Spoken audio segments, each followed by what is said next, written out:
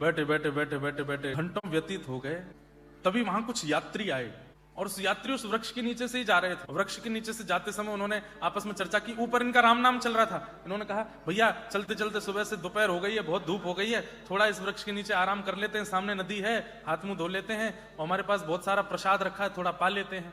उन लोगों ने स्नान करके वृक्ष के नीचे बैठ के अपना पूरा प्रसाद खोल करके जैसे ही पाने लगे, सब लोग इधर देखो, ध्यान से सुनो, जैसे ही पाने लगे, ऊपर बैठे बैठे ये राम नाम कर रहे थे, जैसे ही पाने लगे उतने में ही उस क्षेत्र का एक बहुत बड़ा डाकू अपनी पूरी फौज लेकर के आ गया और उन यात्रियों को चारों तरफ से घेर करके अपनी तलवार वलवार निकाली। बोले, सब सामान नीचे रखो, हाथ ऊपर कर लो। बोले, भैया हम पे कुछ नहीं, हम तो यात्रीगण हैं, हमारे पास कोई धन धान्य नहीं है, सोना चांदी कुछ भी नहीं है।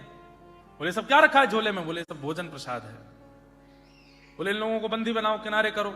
हाथ पैर बांध के किनारे किया। बोले, इनका सब झोला जो भी सामान है निकालो, भोजन प्रसाद सारा निकालो। बोले, मालिक कोई धन धान्य तो नहीं है, पर भोजन और ये सब प्रसाद वगैरह बहुत ज्यादा है इनके पास। उन यात्रियों को भगा दिया। बोले, तुम भागो यहाँ से, भोजन छोड़ जाओ। बोले, कोई बात नहीं, धन नहीं मिला, आज भोजन ही करते हैं। सबरे डाकू डकैत बैठ करके वो भोजन प्रसाद जैसे ही पाने लगे तो उनमें से एक मंत्री बोला, बोले, मालिक रुको, क्या हुआ? कहीं ऐसा तो नहीं पास के नगर का राजा हमको ढूंढ रहा है, उसने इन यात्रियों को विष मिला करके भोजन भेजा हो यहाँ पर, और ये यात्री षड्यंत्र बना करके ये भोजन हमको खिला देंगे ताकि इनका खा करके हम मर जाएं, और जो राजा हमको ढूंढ रहा था वो सब जगह घोषणा कर दे कि अब हमारा राज्य जो है वो डाकू डकैतों से मुक्त हो गया है। एक बार इस भोजन का परीक्षण कर लेना चाहिए, कहीं इसमें विष तो नहीं।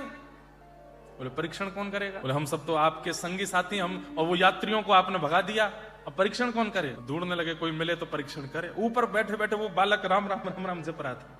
तभी एक सैनिक की नजर पड़ी, अरे मालिक मिल गया मिल गया मिल गया, देखो ऊपर बैठा है, इसको नीचे उतारो। अब वो बालक भागा वहां से, तो जैसे तैसे उसको पकड़ लिए। पहले तो उसके हाथ बांधे, उसके पैर बांधे, बोले, इसका मुंह खोलो। अब वो बालक सोच रहा है कि मैं घर पे बोल के आया था कि केवल राम नाम करूंगा, देखता हूं भोजन मिलता है कि नहीं। बोले, मुंह खोलो इसका। दबा करके मुंह खोला और लो पूड़ी लो, इसमें लड्डू भी डालो, इसमें सब्जी भी डालो, इसमें रायता भी डालो, जो जो सामग्री सब डालो, डालो इसके मुंह में।